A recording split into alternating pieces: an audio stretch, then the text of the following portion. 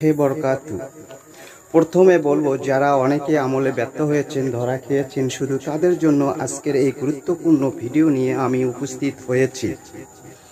কিছু আমল এমন আছে যেগুলো করতে খুব বেশি সময়ের প্রয়োজন হয় না, অনেক জ্ঞানের অধিকারীও হতে হয় না।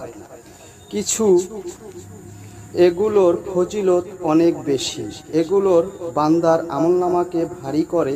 যেমন রাসূল সাল্লাল্লাহু আলাইহি ওয়াসাল্লাম বলেছেন, যে লোক একবার পাঠের আগে বলবে সুবহানাল্লাহিল আজিম,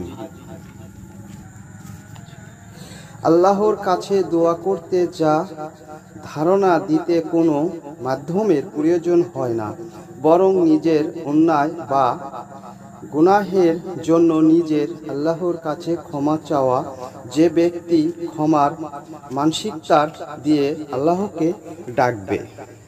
তা আশা করি সূরাটি সম্পূর্ণ আপনারা শুনুন, ইনশাআল্লাহ এই আমলটি অনেক গুরুত্বপূর্ণ। বিসমিল্লাহির রহমানির রহিম। আলহামদুলিল্লাহি রাব্বিল আলামিন, আর রহমানির রহিম, মালিকি ইয়াউমিদ্দিন। ইয়্যাকা না'বুদু ওয়া ইয়্যাকা নাস্তাঈন। اهدنا الصراط المستقيم،